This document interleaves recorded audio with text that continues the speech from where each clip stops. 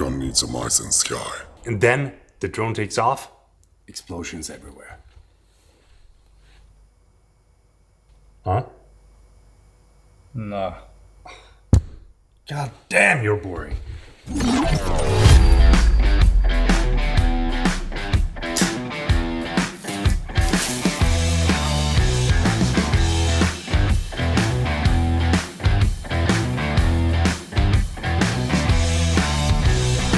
Do you think that I can fly this out there and back again? Inside? Yes. Oh shit. Let's give it a try.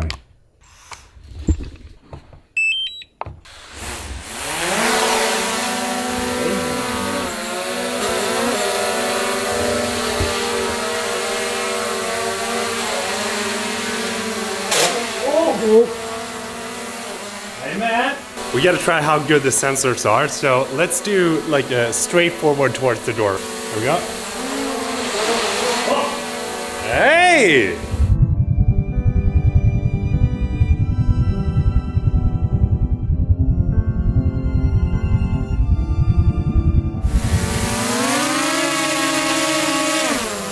Can't believe how steady it is. What do you think about it? It's really responsive. Easy to fly, right? Yeah. I didn't think I could fly inside, but now we can. Let's take it out for a spin.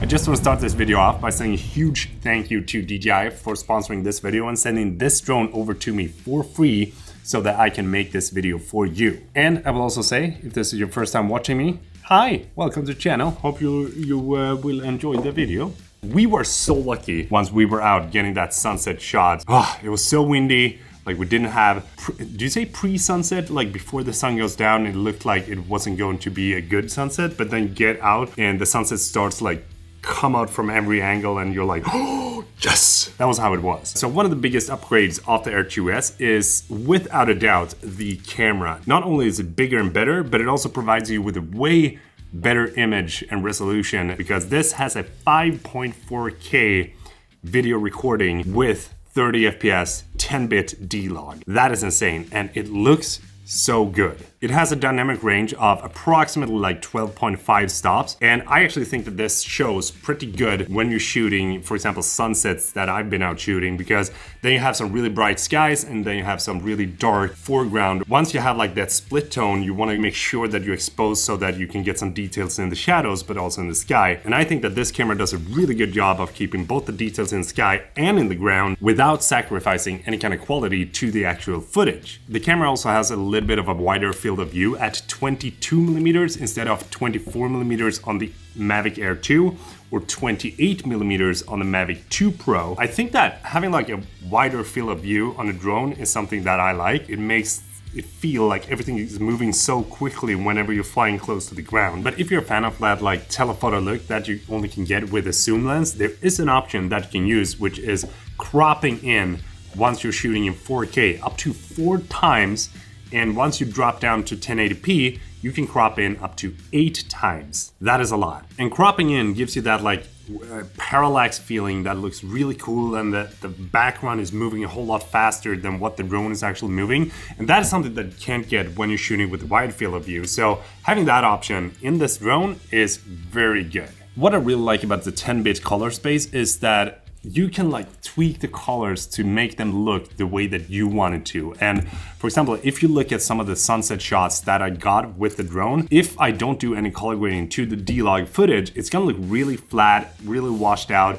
But once we start doing the color grading to them, it looks so good and definitely starts to come alive. So having that like 10-bit 5.4K, I also like the overall gimbal is much sturdier, and this is actually made out of some sort of like aluminum metal kind of mix instead of only being plastic. It feels way sturdier, and it also keeps the entire gimbal much smoother. So really like the increased beefiness of the gimbal. Another function that is new is that you have the upwards facing sensors. So whenever you're flying under things, you don't have to worry about like going too high and crashing up into something above. And of course it has like the same sensors as the Mavic Air 2 on the bottom and on the back as well, and also here in the front. The software has also been extremely improved, and one of the functions that I am a huge fan of is the active track, because that makes this your own personal cameraman basically. So you just go out, you mark yourself, and then you decide on how it's gonna follow you, if it's gonna like track you or if it's gonna like trace you. Then it just follows along and,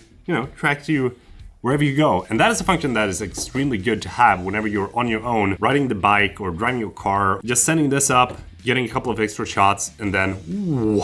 Another cool function with the camera is that it has an FPV mode, which I don't know if the previous drones have, but I was so scared when I was trying it out the first time. And I was flying, and then I tilted the camera, and I actually thought that the drone was like, whoa! So I got really scared since I was out over open sea. But then I got a hold of it and like tried to play around with it. And you can get some cool shots if you're like really comfortable with the sticks. I wasn't used to that, so for me it looks a little bit choppy. But I did get some cool shots with the FPV mode though. Unfortunately with the camera though, there's no variable aperture so that you can't change it. It is a fixed aperture at 2.8, but I would love to see this drone have a variable aperture as well, so that you can set it depending on where you're flying and what kind of time of day you're flying, instead of having the variable ND filter. But since you get them in the box, it's also something that you don't really need in the drone. And change out the ND filters on the Air 2S, there's actually a bayonet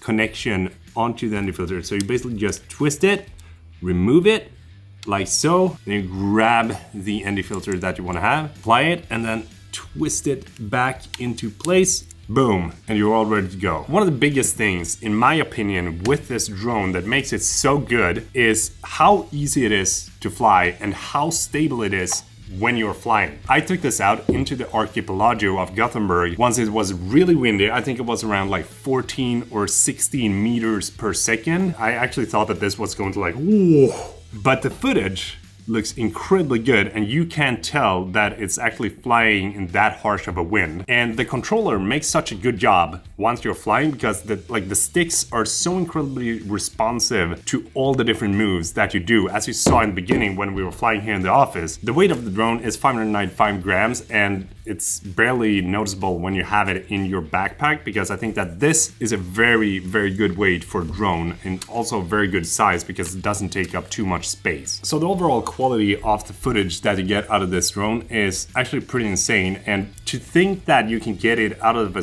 drone that is this size, that is even more mind-blowing, because I remember when I was flying the Mavic Pro for the first time, it was such a cool feeling and being able to send up a camera. But now that you compare like this drone to the Mavic Pro, there's like literally no competition at all. This is by far one of the best cameras that I've tried in a drone this size. I would love to hear your opinion on this drone. Do you think the footage looks good? Do you think it's an interesting drone? do drop a comment down below, because it's always good to hear what you think of it. And really hope that you enjoyed this video and that you loved the intro skit. A little bit callback to Rivals. Stay tuned. If you haven't subscribed, that'd be highly appreciated. So don't forget to like the video and all that good stuff. And I will see you in the next video. Take care.